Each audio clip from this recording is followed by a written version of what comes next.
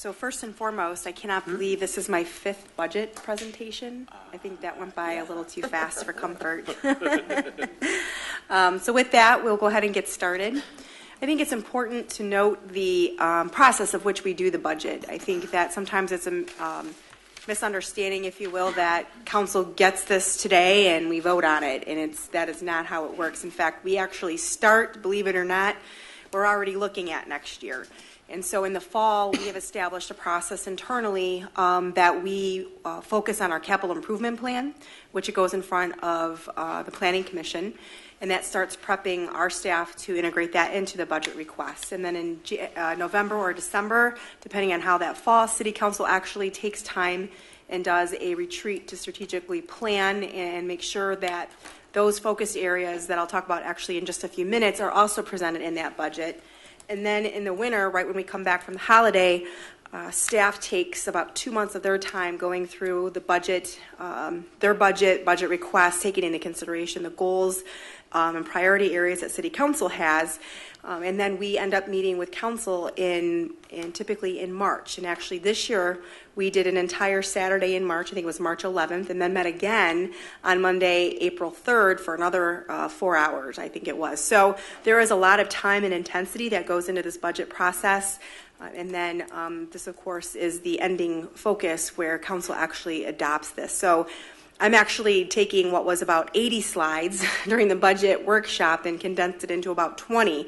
So I want to make sure that the public knows that Council has been incredibly engaged in the budget process, as well as staff, and that what we're presenting today are just basically budget highlights. One of the things, before I go into the strategic planning process, is that one of the goals that Council has had is that we moved into we had been in the past done a 2-year budget cycle, and this is our first year where we're doing a 3-year budget cycle, and we actually we did a forecast for 2 more years after that. So we've actually, in some ways, prepared a 5-year budget, with the first 3 being hopefully where we're going to land. Now, obviously, we can amend as necessary and things of that nature, but we're really proud of being able to bring a 3-year budget to City Council this year. One of the other changes that I had mentioned or had talked about before is the strategic planning process that Council had that they had taken over just before the holiday in November. We actually did a major overhaul of how we do our budget planning. In the past, Council has brought forward some budget initiatives as well as some areas of priority for the staff, and we would merge them and kind of determine what we wanted to do. And this year, we did a much more pointed and concerted effort to really focus on areas that can be measured, areas of change that this community will hear more on as we move forward with this process. But for the sake of the budget conversation, what we have are, you can call them critical success factors. I think the mayor referred to them in his State of the City as priority areas. It's all what it is what are we trying to achieve? Our budget goals meeting some of the needs and the ideas and the strategic vision that Council has. And so without going into too much detail, we have 7 priority areas that many of our budget decisions were made this year. It's economic prosperity, safe, protected, and engaged community, supported infrastructure, accessible transportation, strong regional partnerships, organizational and financial excellence, and healthy and connected invested neighborhoods. So as we went through that process, we worked with City Council to help them and show them all of the things that we were doing within our budget request met these priority areas. So we'll be working on getting more information to our residents about the overall strategic plan, but this is really the priority areas that we based a lot of our budget decisions off this year for the next 3 years. So I always like to get to brass tacks, if you will. People always want to know. They don't really care about the nuts and bolts. What does this look like for us? I know that in the past that's just been a big topic of conversation. So what I put on here is an overview of all of the rates. I'm going to talk about general fund budget first, and then we'll move into water and sanitation, and we'll talk about those in more detail. But in general, I think it's important to note that this year the council has is recommended in this budget to lower the voted millage by 1 more mill. So in 2015, you can note at the top we hit the highest. We ended up having to ask for the entire request that was before our residents, and that was because in 2014 we still had a dip in taxable value. It was unprecedented. Nobody expected taxable value to continue to decline. And it was just in, I believe, in the tax year 14 that we saw our first time ever since 2010, I believe, we finally stopped going into the negatives. And we were going in double digits negative. And so at that point, I remember that year thinking, oh my gosh, we might have to actually lay off if this continues. Unfortunately, it did start to level off. So with that, you can see that in 2016, we were able to lower that voted millage one mil, and we kept that stable for 16 and 17 as we worked our way through those budget years. And now I'm presenting you a 3-year budget with a 3.4552 voted millage. So there's a lot of story in here that I'm going to talk about in just a second, though, about what that really means and some of the other factors that are into our rates. As I said before, you can see here that what I love about this city council is how much that they do take their promises to our residents that we only want to use the voted portion of what we need. So we're not going to continue to be at the top of our millage rate just because we can. And that is one of the glaring things that council has brought to us every budget year, is that we want to be mindful of the budget process, and we want to be mindful of ensuring that we're being the best stewards of our residents' money. So you can just see here a little bit more of the bringing it down in a total of 2 mils in the last 2 years, or 3 years, if you will. This is an interesting graph to see, if you will. One of the things that has also happened is that we're now going to be impacted by the heavy rollback in Proposal A.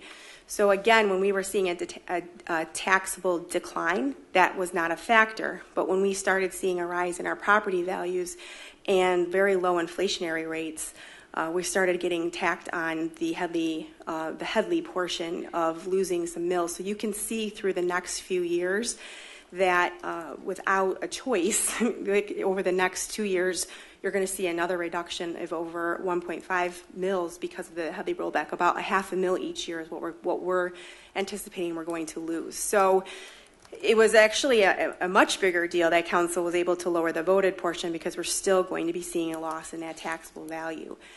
So last year we had a rate of inflation of only 0.9%. Wait, Cheryl, is this year in 0.9 or last year was 0.9? This year is 0.97. Last year was 0.9. I'm talking about the inflation rate. I think we're only getting 0.9 was this year. Last year was 0.3. So we're not even getting an inflation. That's not even cost of living. Right. So while it's a pleasure to be able to talk about, this lowering of the voted millage, it's still a struggle financially, and it's a very complicated story to tell. Municipal finance is very confusing. So it's just one of those things that we're still not out of the woods, as if you will. We're still going to be having to manage a continual deficit. We're not going to be able to get ahead. And I know that's very frustrating for residents, because they see my properties increase value by 25, 30%. The city shouldn't have financial issues. This should be done. We shouldn't even have to have the voted. But the problem is we're not able to recoup the money as fast as it declined. I have a couple more slides just to kind of show you. You can see that orange portion is the voted portion of the millage, but you can see that line. It shows you that the revenue is really remained pretty stable, and above that green line is just from 2009. That's the only increase we have seen. So we're seeing our rate of decline, I think, was at like 17%, but our rate of return is much smaller than that, like 3 or 4%. So it's a very slow moving scale upwards. In fact, at one time it was predicted that municipalities would be where they were in 2008, 9, and 2020. Not even close. Not even close. So I know that there's a lot of conversations moving around right now in the state of understanding that this is a significant issue for communities, not to mention the loss in revenue sharing as well. It's been a huge impact to our budgets.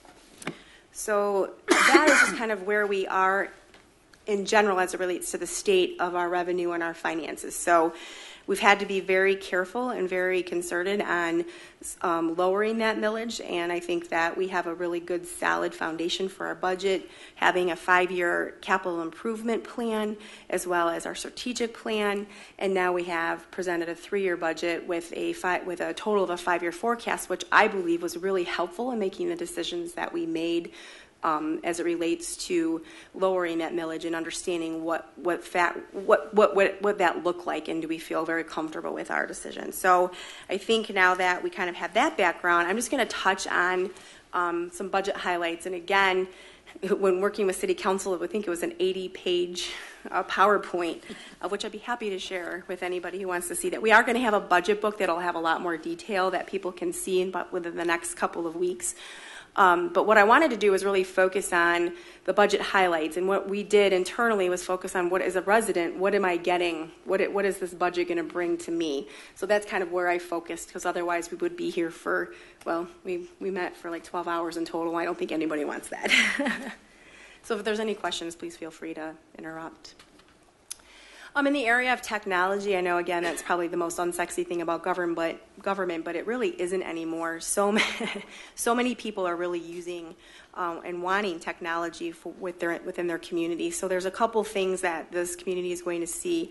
One of the things that we've requested in our capital improvement is a gigabit fiber. I'm not going to go into too many details, but that just means it's a very fast internet, to be blunt.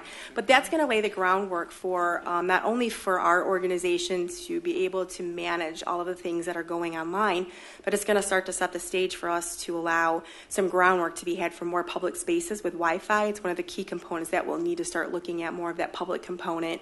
We're not sure what that looks like yet. There's a lot of options there, but that's one of the key components of that. Not to mention, there are so many more services that we provide now that are online that require us to use bandwidth that is causing a slowdown. So we want to provide the best services we can to our community. And as always, we always want to say that we are open for business here at City Hall, but for those that want to use the internet to do as much work as they can with the city, that's what will help that process as well. The other thing that they're going to see, that our residents are going to see, is C-Click Fix is coming in the next couple of months. This is going to be basically allowing the city to be open 24/7 for you, so you can be able to provide a concern or report a service disruption or anything that you need can be done right online. What we like about that, we're going to be able to track that. So we're going to make sure that people are being followed up with. We're going to be able to look at our process and go, what can we do to shorten that process?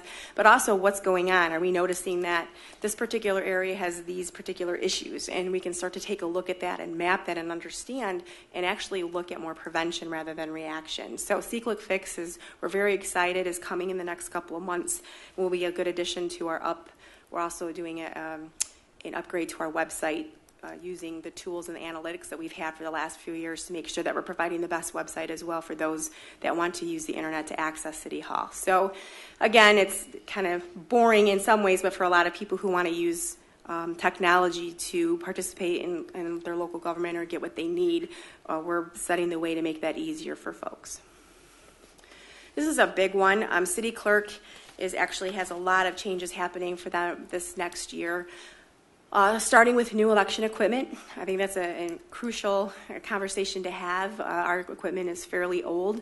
They're working with Oakland County to identify the new workstations and tablets and things of that nature, or the tabulators. So that will be coming, we believe, by the November election, Marnie, is that correct? So we'll have new equipment, which will be faster, help line management, and that kind of thing. We also, one of the things that we are working with on the clerk's office is online data management. So we have off-site storage everywhere. The box is full of information that is sitting in multiple locations to be safe and dry, if you will. And what we want to do is be able to get as much of that online as possible. This is, again, helping us to participate more in open data, allowing people to access more information, and also for us to have that information. So right now, depending on what year and what you're looking for, we might have to go off-site, order the box, go through the box, that kind of thing. So we'll be looking at getting as much of that online as we can, and really redoing and looking at our records management to allow much more open accessible government for those that are interested, because nothing is more fun to wade through documents. So, but you would be surprised at how much information that there is for people there. So that will be a change in that department. In police, combined police and drug forfeiture. One of the things that we brought forward last year was the community policing, which was our community engagement officer. We have budgeted that for the next 2 years. It was a 3-year demonstration project or pilot project, if you will, which has seen great success so far. A second program that we're working with is our partnership with the schools and creating a cadet program. As you know, we've partnered with the Ferndale Public Schools in their early college program. We'd like to put even more teeth into that program and provide an opportunity for some of these students to get real life experience in the police department, in particular for those that are interested in the criminal justice aspect. So we'll be bringing, we'll call them cadets, part-time throughout the summer and during around their school schedules, and that will hopefully start as well this summer. Another thing that has been a huge topic of conversation that will come out of drug forfeiture is the conversation of body cameras. So our department has been doing thorough research over the last year to find out what is the best cameras, what can integrate currently into our systems that we have in our car, in our in-car video, and things of that nature. And so now that we will begin the process of looking at purchasing those through the research that we've had, and also looking and retooling our policies in order to best address the use of body cameras. So again, for our residents, we're continually trying to be as engaged as possible, and our whole goal in everything that we do is to be proactive more than reactive, and I think that's been a common theme over the last couple of budget years. Another area that I didn't put in here that comes up, council asks quite a few years ago, I think about 3 or 4 years ago, we started assisting and helping with youth assistance and putting in and offering them some funds to help with their drug resistance programs and things of that nature. We did budget $4,000, as we have for the last few years, in the drug forfeiture funds, so that is there as well. Community and economic development, a couple of the highlights there that people will be happy to hear about is, again, we actually had a funnel this a little bit differently. They had a lot of one-time expenses that are coming out. So two key components that are coming out of the Community and Economic Development Department is the screening wall. We're near 8 Mile with the railroad, as well as quiet zone implementation. Both of those are being reimbursed through CN. So it's a pass-through account, but we needed to account for that in the budget. So because we do have to pay for it and then we get paid back. So that is being paid in full by the CN Rail.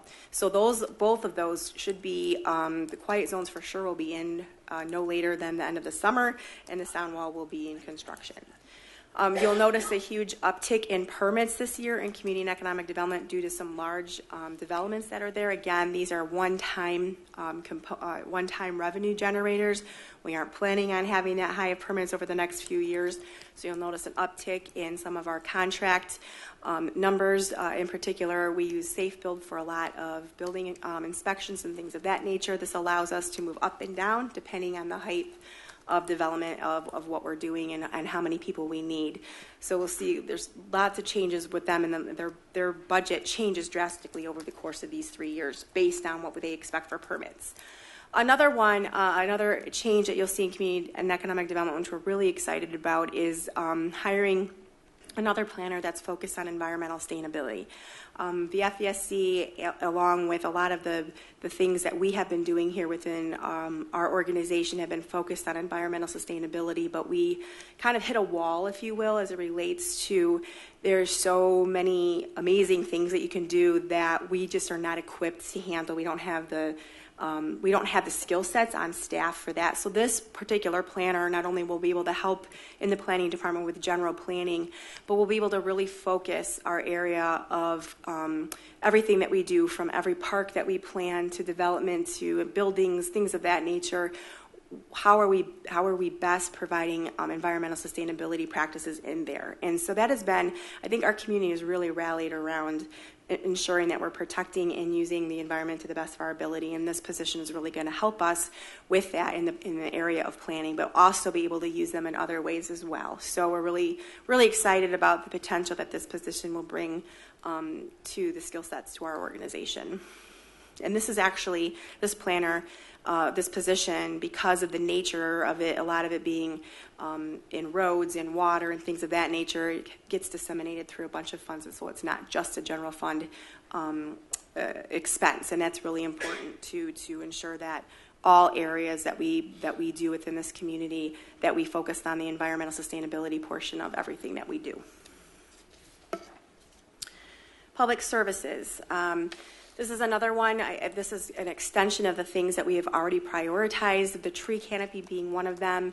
One of the things that we've done beyond continuation of assessing our tree stock and the plan in place to continue to ensure that we have good trees, the right amount of trees, the right trees, things of that nature, that we're going to keep that going. But we've gone even further with that as part of the master land use plan and strategic planning was, what are we providing our residents for assistance, and are we bringing the right skill sets within our organization? And so we'll be bringing on a company or a contractor, if you will, it's an arborist that will be able to help not only with DPW and some of these key issues, but also a support system for our residents when they have issues with their trees and they need help and assistance in figuring out what to do. You know, we get a lot of questions, but I'm not sure if this tree is dying. Is this the right species? I'd like to get a new tree. What should I do? We're going to be able to have the right people on board to really take a look and help our residents. So it's not only for us, but for our residents. One of the things that we haven't talked about a lot, but we've kind of sporadically started having conversations about is one of the things that we can't forget is that our organization has a lot of facilities. And while we've worked on renovating this one in the police department and the court building, one of our buildings that is starting to see some major disrepair is our DPW building. So what we need to do at least is to assess what is the longevity of that building, what does that look like, because one of the things that council here does really well is we're always looking ahead, and we need to be able to be prepared for that building, and it's every year it gets a little bit worse. So we need to do at least first an assessment of what does that look like, what is the longevity of that building, and so that would be the first step before we decide what's next. Parks. We've talked a lot about parks. What we have done is that our goal is over the next 2 years is to be able to really focus on the $2 million that our residents approved in 2015. Really take a look at getting really moving on some of those big projects, such as maybe a splash pad per se or whatnot. But we'll be focusing on over the next 2 years using that $2 million to really boost our park system. But not only have we done that, we are also including in capital money every year to keep going with our parks and to make sure that we're constantly putting money into them and ensuring that they're meeting the needs of those neighborhoods. We did, as you know, we just merged Parks and Recreation, and one of their goals will be to really take a look at how are our parks connecting to our community and our neighborhoods. I think we all know that it used to be your local school was your anchor to your neighborhood, but with schools of choice, that's really changed. And we really want our parks to be a representative of the community of which they are in. So hopefully you're going to start to see really the growth and the development of our parks and how they're all going to have their own little personality. So really excited about that. There's a lot more to come on that. But I just thought it was important to note that not only do we have that $2 million, but we have budgeted for the next few years more money out of capital to make sure that we keep that going.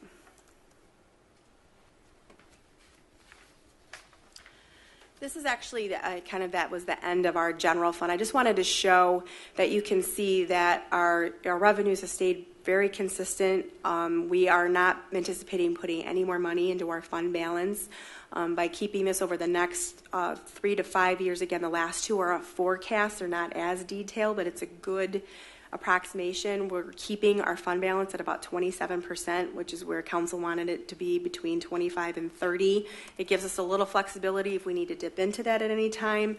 But it's important to note that we're not planning on adding anything into that. But I just wanted to show in general how consistent we have been over the course of the last few years of keeping our revenues and our expenditures very stable. Is there any questions as it relates to general fund before I move on to the enterprise funds? Again, to the public, this is council's fifth view of this budget. Maybe. Okay. Major local streets, again, it's the same story to tell. The significant portion of the work that's being done for major and local came from the road bonds, again, that were approved by our residents. We have 3 series of bonds. This first series was about $17 million. There's a long list of roads that are getting repaved, so I didn't list them here, but on our website, in our city's capital improvement plan, you can actually, it's very interactive. You can click on the streets and see where you are. We have a forecast of streets that are coming up in the next few years, but we do know, I always have to give the caveat that things do change, but for the most part, you can kind of see where your road falls. So the majority of that money is coming from the street bond.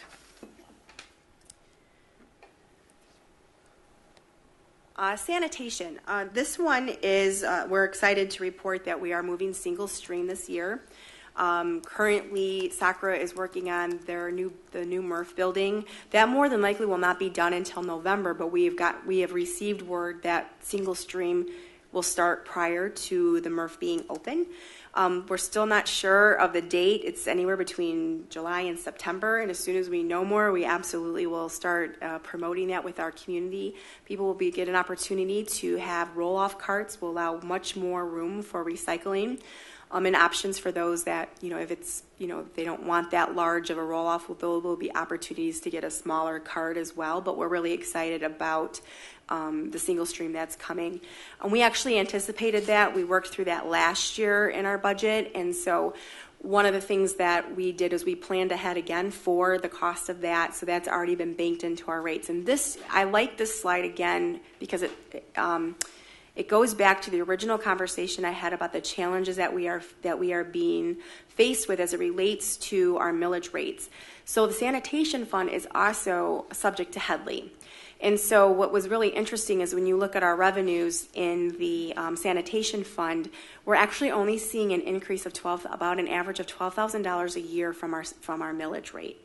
So everything else has to come in rates. And so we have about an average of 4% increase each year. 3% is a 3% increase each year in our hauling fees.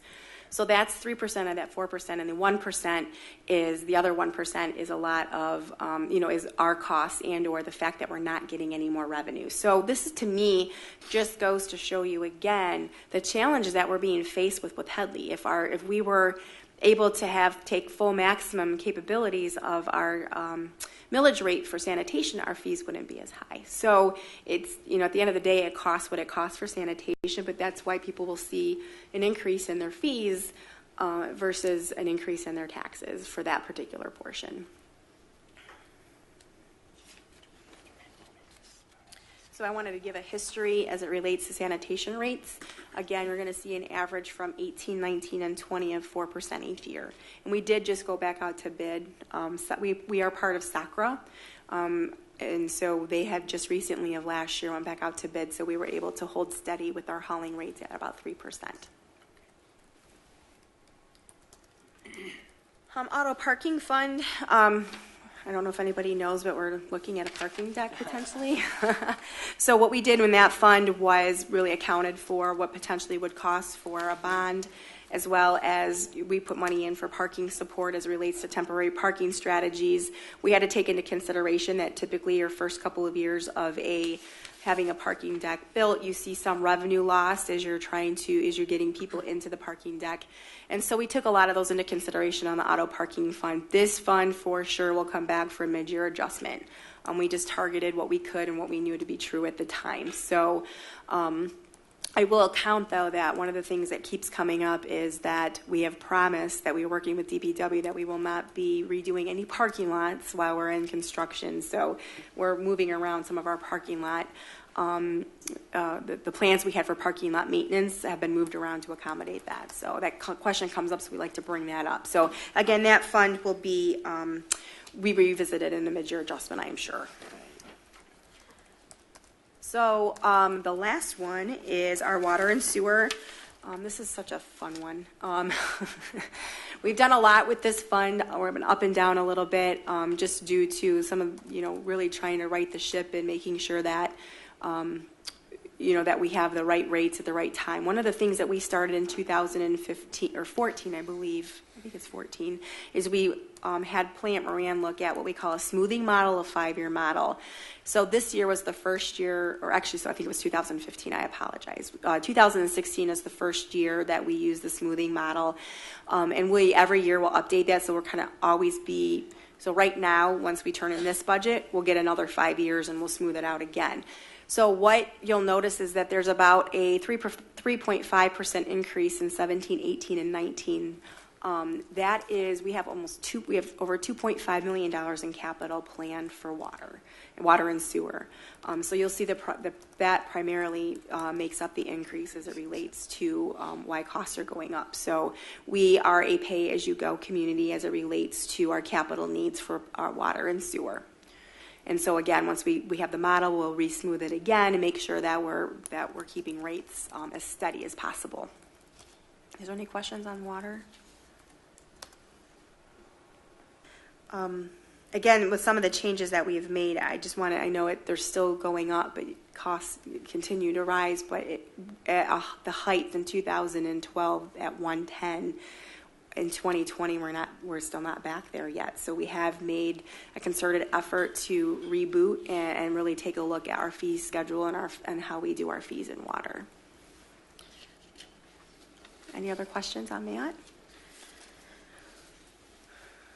So this is on one slide for everybody to see what they can expect from the city over the course of the next year.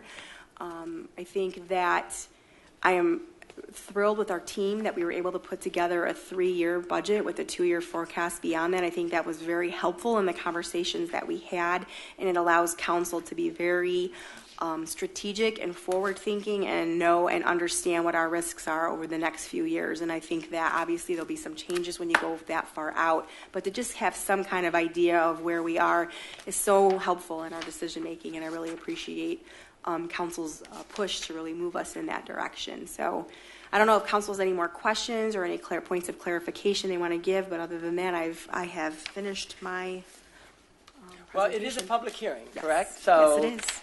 That's the introduction. Yes. And at this point, I would open it up to the public and ask if there's anyone from the public that would like to address council on the resolution to adopt the new budget. All right. I don't see anyone.